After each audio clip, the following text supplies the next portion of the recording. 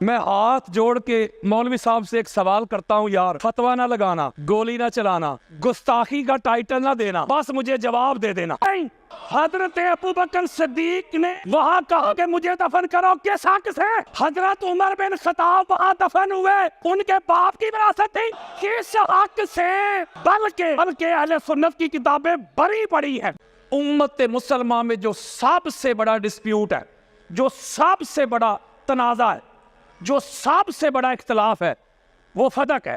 تو اب جو اہل سنت علماء وہ کہتے ہیں معاذ اللہ کہ جو فدق میں حضرت ابو بکر صدیق کا فیصلہ وہ حق ہے، وہ سچ ہے۔ اچھا، میں ان ملا حضرات سے پوچھتا ہوں جو کہتے ہیں کہ فدق کے پوائنٹ آف ویو سے حضرت ابو بکر صدیق کا فیصلہ حق ہے، تو جو یہ کہتے ہیں وہ پاک سیدہ کی گستاخی اور بے ادبی تو نہیں نہ کرتے؟ اگر ان سے پوچھے تو وہ کہتے ہیں کوئی گستاخی نہیں۔ جو کہتے ہیں کہ حضرت ابو بکر صدیق کا جو فیصلہ تھا وہ درست تھا، حق تھا، سچ تھا، ساتھ کہتے ہیں کہ پاک سیدہ کی کوئی گستاخی نہیں۔ اگر یاسین قادری کہے کہ فدق کا معاملے میں پاک سیدہ حق پر تھی تو کہتے ہیں ابو بکر کی گستاخی ہو گئی۔ مولوی صاحب کہتے ہیں کہ ابو بکر صدیق کا فیصلہ حق ہے، انہوں نے حدیث پڑھی لا نورث ما ترکنا صدقۃ، انہوں نے حدیث پڑھی، ٹھیک کہا انہوں نے، کہتے کوئی پاک سیدہ کی بے ادبی نہیں۔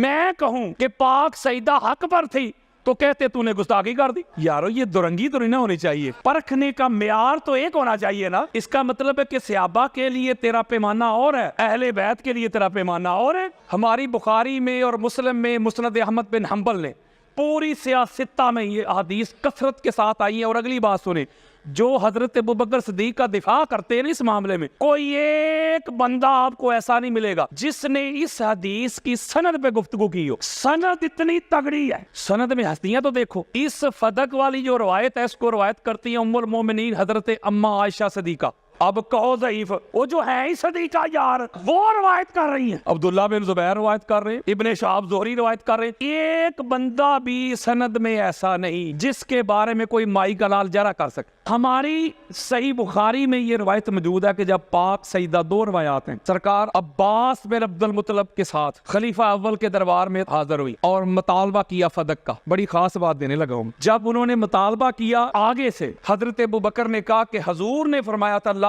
نورث ما ترکنا صدقۃ، ہمارے انبیاء کا کوئی ورثہ نہیں، ہمارا کوئی وارث نہیں، نہ ہم کسی کے ہیں۔ تو لہٰذا یہ روایت آگے انہوں نے پڑھی، یہ ہے خبر واحد، یعنی حضور علیہ الصلوۃ والسلام حضرت ابو بکر صدیق کے کان میں تو نہیں نہ کہہ گئے تھے کہ انبیاء کا کوئی وارث نہیں ہوتا، یعنی انہوں نے یہ آگے سے جب حدیث پڑھی تو پاک سیدہ نے قرآن مجید فرقان حمید سے متعدد آیات پڑھی، تو یار انبیاء کی وراثت پہ۔ حضرت زکریا علیہ السلام نے جب اللہ کی بارگاہ میں دعا کی یحییٰ کے لیے تو انہوں نے ایک جملہ کہا ہے انی خفت الموالیہ، مجھے اپنے رشتہ داروں سے خوف ہے، انی خفت الموالیہ، مجھے اپنے رشتہ داروں سے کیا ہے؟ خوف ہے، خطرہ ہے کہ میرے بعد یہ میرے جو مال ہے، جو جائیداد ہے، اس کو یہ ہڑپ کر لیں گے۔ صحب لی من لدنک ولیہ، تو اس لیے مجھے اپنی بارگاہ سے ولی عطا کر۔ درمیان میں ایک اور جملہ ہے وکانت امراتی عاقرا، میری جو زوجہ ہے وہ ذرا ضعیفہ ہو چکی ہے لیکن اس کے باوجود بھی مجھے اپنے رشتہ داروں سے ڈر ہے، خوف ہے، خطرہ ہے، تو مجھے ولی دے۔ کس لیے ولی دے اے اللہ کے نبی؟ کس لیے؟ یارثنی و یارث من آل یعقوب، اس لیے دے مولا تاکہ وہ میرا بھی وارث بنے اور آل یعقوب کا بھی وارث بنے۔ آپ امام قسطلانی کو پڑھ کے دیکھ لیں، امام ذہبی کو پڑھ کے دیکھ لیں اور ابن حجر مکی کو پڑھ کے دیکھ لیں، یعنی کٹر سے کٹر بندہ امام ذہبی، ناسبیت کا بہت بڑی شخصیت، ہر ایک نے لکھا ہے کہ جو روایت قرآن سے ٹکرائے اس روایت کو قبول نہیں کیا جائے گا۔ امام اعظم ابو حنیفہ کا فتویٰ ہے، امام شافعی کا یہ فتویٰ ہے، امام احمد بن حنبل کا یہی فتویٰ ہے، امام مالک کا یہی فتویٰ ہے۔ اب میں سیدھی سی بات آپ سے پوچھتا ہوں، حضرت ابوبکر صدیق نے جو خبر واحد پڑھی تھی کہ حضور نے فرمایا کہ انبیاء کا وارث کوئی نہیں ہوتا، نہ یہ ہم بنتے ہیں نہ کوئی ہمارا بنتا ہے، یہ ہے خبر واحد، یہ قرآن سے ٹکراتی ہے کہ نہیں؟ اگر قرآن سے ٹکراتی ہے اور خبر واحد بھی ہے تو پھر مجھے بتائیں قرآن کو پکڑنا چاہیے کہ خبر واحد کو؟ قرآن کو۔ اور ہمارے اہل سنت کے سارے ائمہ کا یہی اجماع ہے اس بات پہ۔ تو پتہ چلا کہ جب پاک سیدہ نے جا کے مطالبہ کیا تو آگے سے یہ حدیث آئی، آگے سے حضرت ام ایمن پتہ کون ہے رضی اللہ تعالی عنہ، یہ وہ بی بی ہیں جو حضور علیہ الصلوۃ والسلام کو اپنے باپ کی وراثت میں ملی تھی۔ یا رسول اللہ آپ کو تو آپ کے باپا جان کی وراثت ملی ہے۔ چلو جی ایک اور نقطہ دیتا ہوں جو اسی پہ بضد ہو جائے، نہیں ہوتا ہی نہیں وارث انبیاء کا، اگر اکلوتی اولاد ہو نا تو اس کا ہاف بنتا ہے، حصہ ہاف آدھا، اور بیوی کا بنتا ہے 1/8۔ جب حضور علیہ السلام کا وصال ہوا ہے تو پیچھے آقا علیہ السلام کی واحد ایک ہی اولاد تھی، پاک سیدہ یار۔ حضور علیہ السلام کے بیٹوں کا بھی وصال ہو چکا تھا، چلو جو 4 منتے پہلی 3 بیٹیوں کا بھی وصال ہو چکا تھا، اکلوتی واحد، ٹھیک ہو، یعنی اس کا کل ترکے میں سے بنتا ہے ہاف، بیویوں کا بنتا ہے 1/8۔ میں ہاتھ جوڑ کے مولوی صاحب سے ایک سوال کرتا ہوں یار، فتویٰ نہ لگانا، گولی نہ چلانا، گستاخی کا ٹائٹل نہ دینا، بس مجھے جواب دے دینا۔ آپ کہتے ہیں کہ حضرت ابوبکر صدیق نے کہا کہ انبیاء کی وراثت نہیں ہوتی، اس لیے جب حضور کی وراثت ہے ہی نہیں تو حضور علیہ السلام کا جو چھوڑا ہوا ترکہ ہے اس میں سے بی بی آپ کو کچھ نہیں ملے گا۔ بخاری میں لفظ ہے ایک چیز نہیں ملے گی، ایک شے نہیں ملے گی۔ میں ہاتھ جوڑ کے پوچھتا ہوں، کسی کے بڑے قبروں سے بھی نکل کے آ جائیں گے، کوئی مائی کا لال میری بات کو رد نہیں کر سکے گا۔ بیٹی جو ساری ترکے کی وارثہ تھی اس کو تو کچھ نہیں ملا، اور بیویاں جو 1/8 کی حصہ دار تھی۔ میں پوچھتا ہوں مولوی سے، کوئی ضعیف روایت بھی لے کے آ، میں وہ بھی قبول کروں گا کہ حضرت ابوبکر صدیق نے کہا کہ بیٹا عائشہ انبیاء کی وراثت نہیں ہوتی۔ جب تک حضور ظاہراً حیات تھے آپ کو اجازت تھی کہ رسول اللہ کے گھر میں رہے، اب چونکہ رسول اللہ کا ہو گیا وصال تو وراثت ان کی ہے ہی نہیں، وارث کسی نے بننا ہی نہیں، تو رسول کا گھر چھوڑے اور میرے گھر میں آئے۔ آپ استلانی کو پڑھ کے دیکھ لیں، الاستیاب کو پڑھ کے دیکھ لیں، اسد الغابہ کو پڑھ کے دیکھ لیں، امات الدین ابن کثیر کی البدایہ و نہایہ پڑھ کے دیکھ لیں، تاریخ طبری پڑھ کے دیکھ لیں، ابن خلدون کو پڑھ کے دیکھ لیں، ابن حشام کو پڑھ کے دیکھ لیں، بخاری سے لے کے ترمذی تک، ترمذی سے لے کے حاکم تک، کوئی چیلنج کاروں کتاب لے کے آ جائے میرے سامنے۔ ام المومنین حضرت عائشہ صدیقہ ساری زندگی جس گھر میں رہی ہیں وہ ابوبکر کا گھر نہیں تھا، وہ پاک محمد کا گھر، بلکہ یہ بھی روایات میں آتا ہے کہ ایک وقت ایسا آیا کہ بی بی کا ہاتھ ذرا تنگ تھا، پیسوں کی ضرورت پڑ گئی یار، اور سنیت بتا رہا ہوں یار، انہوں نے گھر کا کچھ تھوڑا سا حصہ فروخت بھی کیا تھا۔ اور اگلی بات سن لیں، اگلی سنیں، یہ وہی گھر تھا ماں بین بیتی و منبری روضۃ من ریاض الجنہ، مصطفیٰ کا گھر تھا نا، حضور کا گھر، حضور کے وصال کے بعد رہی۔ میں پوچھتا ہوں مولوی کس حق سے رہی؟ حضرت ابوبکر صدیق نے وہاں کہا کہ مجھے دفن کرو، کس حق سے؟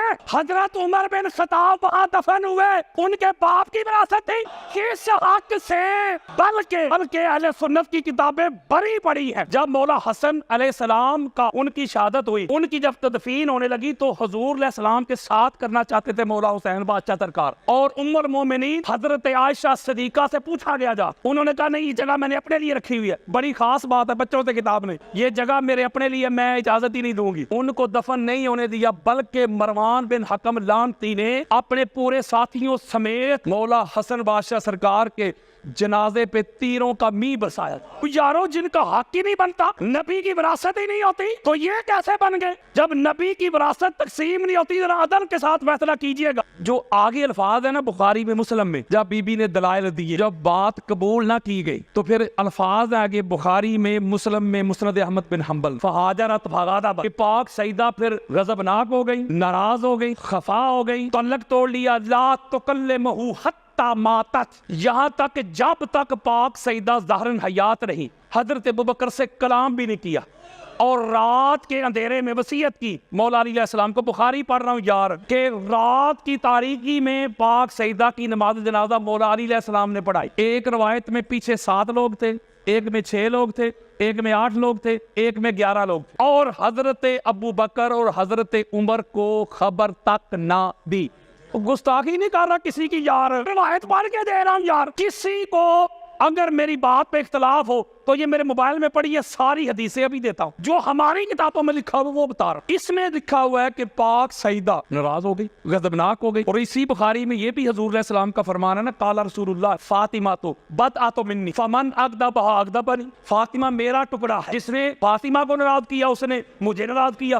اور ایک اور روایت جس کو امام حاکم المستدرک میں لے کے آئے, امام احمد بن حنبل نے بھی لیا, آقا علیہ الصلوۃ والسلام نے فرمایا کہ ان اللہ یغضب لغضبک ویرضا لرضاک, اے بیٹی فاطمہ جس سے تو ناراض ہوتی ہے, جس سے تو غضبناک ہوتی ہے اس سے اللہ ناراض ہوتا ہے, اور جس سے تو راضی ہوتی ہے اس سے اللہ راضی ہوگا. جس سے اللہ راضی ہو وہ کون ہوتا ہے؟ رضی اللہ. فرض کریں مجھ سے اللہ راضی ہے, میں رضی اللہ. بھائی سے اللہ راضی ہے, یہ رضی اللہ ہے. کس کو رضی اللہ کہنا ہے تو رضی اللہ کہنے سے پہلے, لکھنے سے پہلے پڑھ مار لیا کر. اگر تو اس رضی اللہ پہ بطول راضی ہے تو وہ رضی اللہ ہے, اگر بطول راضی نہیں تو رضی اللہ نہیں. لعنت اللہ. میں کسی رضی اللہ کا نام ہی نہیں لے رہا, وہ شریعت دے رہا ہوں. حضور نے فرمایا جس سے فاطمہ راضی ہو میں راضی, جس سے فاطمہ ناراض میں ناراض. اور آگے کہا کہ کچھ لوگ ایسے بھی ہوں گے جو توحید کی بات کریں گے. وہ اللہ کافی والوں, اللہ کافی والوں کو حضور نے کہا پھر سنو اللہ بھی اس سے راضی ہے جس سے بطول راضی.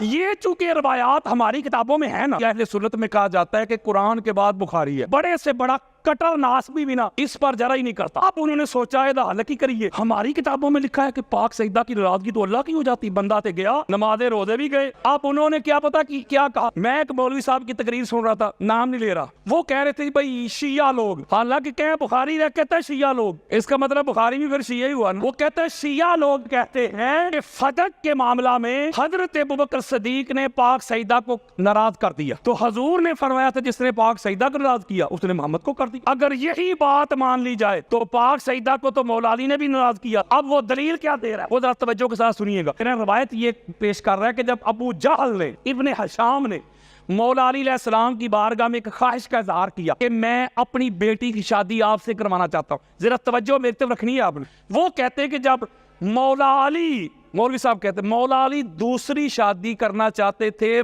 پاک سیدہ کی ظاہراً موجودگی میں, تو پاک سیدہ خفا ہو گئی, ناراض ہو گئی مولا علی علیہ السلام پہ, اپنے بابا جان کے گھر چلی گئی. اور حضور علیہ السلام نے بڑا ایک جلالی خطبہ دی کہ رسول اللہ کی بیٹی اور دشمن رسول کی بیٹی ایک جگہ پہ اکٹھی جمع نہیں ہو سکتی. لہذا وہ کہتے ہیں کہ مولا علی علیہ السلام نے بھی تو پاک سیدہ کو ناراض کیا. توجہ کے ساتھ یہ نقطہ سمجھے, جواب دینے لگا. قرآن کا فیصلہ ہے, کیا ایمان والا کرو شادیاں 2-2 3-3 4-4 اگر تم افورڈ کر سکتے ہو. یہ شریعت ہے کہ نہیں؟ قرآن کہتا ہے کہ کرو. فرض کریں مولا علی علیہ السلام نے خواہش کا اظہار نہیں کیا, اس طرف سے آیا تھا. مولا علی علیہ السلام اگر پاک سیدہ کے ہوتے ہوئے دوسرا نکاح کرتے تو اللہ کے دین سے انحراف تھا, یعنی جائز تھا نا. مولا علی علیہ السلام نے پاک سیدہ خفا نہ ہو, ناراض نہ ہو, ان کی طبیعت پہ کوئی بوجھ نہ آئے, تو لہذا جائز کام ہے. اللہ اور اللہ کے رسول نے مجھے اجازت دی ہوئی ہے, جائز ہے. لیکن پاک سیدہ ناراض نہ ہو, جائز کام بھی چھوڑا کہ نہیں. شریعت ہے, اللہ کے رسول نے اجازت دی ہے, شریعت مصطفیٰ ہے. لیکن پاک سیدہ ناراض نہ ہو کہ ان کی طبیعت پہ بوجھ نہ آئے. حضور علیہ السلام نے جو جملہ کہا, جو جملہ انہوں نے گھڑا ہوا ہے کہ حضور نے فرمایا تھا کہ محمد مصطفیٰ کی بیٹی اور دشمن رسول کی بیٹی ایک گھر میں جمع نہیں ہو سکتی. میں ایک سوال پوچھتا ہوں اسی ملا سے, بتا ابو سفیان کی بیٹی محمد کے ساتھ گھر میں رہی ہے کہ, اور جب وہ حضور کے گھر آئی ہیں اس وقت انہوں نے کلمہ نہیں پڑھا. انہوں نے کلمہ پڑھا ہے آ کے فتح مکہ پہ, وہ بھی طلقاء ہیں, وہ صحابی نہیں, یعنی جو ڈیزرو کرتا ہو سزا. لیکن حضور چونکہ رحمت للعالمین ہے, وہ اپنی رحمت کی وجہ سے کر دے معاف, آزاد. طلقاء طلیق کی جمع آزاد کیے ہوئے لوگ. اہل سنت کی کتاب میں بری پڑھی ہے کہ جب فتح مکہ ہوا حضور علیہ السلام کعبہ میں بتوں کو پاک کر رہے تھے, نکال رہے تھے بتوں کو, تو دل میں ابو سفیان سوچ رہا تھا کاش میرے پاس اور لشکر ہوتا, میں دوبارہ محمد سے لڑائی کرتا. دل میں سوچ رہا تھا. حضور قریب پہنچے, اہل سنت کی 200 کتابیں بھی دکھاتا ہوں. حضور نے ایسے اس کے سینے پہ ہاتھ مار کر اللہ پھر تجھے ذلیل کرتا. جملہ کہتا ہوں کہ رسول اللہ کے گھر میں دشمن رسول کی بیٹی آئی ہے کہ نہیں, تو لہذا یہ بات بھی مولوی صاحب کے منہ پہ آئی. میں ایک جملہ کہتا ہوں, پاک سیدہ مولا علی سے ناراض تب ہوتی جب مولا علی علیہ السلام دوسری شادی کر لیتے. مولا علی علیہ السلام نے پاک سیدہ کی ناراضگی کو ملحوظ خاطر رکھتے ہوئے جائز کام بھی چھوڑ دیا. چلو مولوی جی ہم تیری مان لیتے ہیں بالفرض، حالانکہ قرآن کے خلاف ہے. چلو وقتی طور پہ میں تیری بات مان لیتا ہوں کہ بی بی کا حق نہیں بنتا تھا، یہ کام شریعت کے خلاف تھا، حضرت ابوبکر اگر کرتے تو حق نہیں بنتا تھا. حضرت علی وہ ہیں جو پاک سیدہ کی ناراضگی کی خاطر جائز کام بھی ترک کر دے. اگر حضرت ابوبکر کو اتنا خدشہ ہوتا کہ پاک سیدہ کی ناراضگی رسول اللہ کی ہے، اللہ کی ہے، میرا کچھ نہیں بچے گا، تو پھر بے شک وہ جائز بھی تھا. کہتے بی بی آپ آ گئی ہیں، ابوبکر خالی نہیں لٹا سکتا. لہذا یہ آپ کا چورن ادھر بکنے والا نہیں. وہ کہتے چلو ٹھیک ہے جی مان لیتے. حضرت ابوبکر صدیق نے فتق نہیں دیا، حضرت عمر نے بھی فتق نہیں دیا، حضرت عثمان نے بھی فتق نہیں دیا. تو جب حضرت علی خلیفہ بنے تو انہوں نے بھی تو نہیں نہ دیا. جو قانون پہلے 3 خلفاء پہ آپ لگاتے ہیں وہی مولا علی پہ لگے. اب اس کا جواب سنیں. مولا علی علیہ السلام کی جو ظاہراً خلافت ملی ہے 4تھے نمبر پہ، پہلے دن سے لے کے شہادت تک کوئی ایک دن ایسا نہیں گزرا مولا کی خلافت میں جس میں کوئی سکون کا سانس ملا، سوکھ کا سانس ملا. بڑے لوگ ادھر بیعت کر کے گئے، بصرہ جا کے بیعت توڑ دی، ادھر ساتھ دینے کا وعدہ کر کے گئے، ادھر ایک لشکر تیار کر کے مولا کے سامنے آ. جنگ جمل ہوئی، صفین ہوئی، نہروان ہوئی، کبھی کوفہ پہ حملہ ہو رہا ہے، کبھی بصرہ پہ حملہ ہو رہا ہے، کبھی ادھر شور سے شروع ہو گئی ہیں، کہیں ادھر ہو رہے ہیں، کہیں شام میں نئی حکومت کا اعلان ہو رہا ہے. مجھے بتائیں ایسے حالات مولا علی علیہ السلام اگر یہ فیصلہ کرتے تو آج مولوی نے یہ کہنا تھا لو جی خود سخی تھے اتنے بڑے، آتے ہی پہلے اپنا صدق لے لیا. مسئلہ کھجوروں کا نہیں تھا، مسئلہ عزت ناموس مصطفیٰ کا تھا.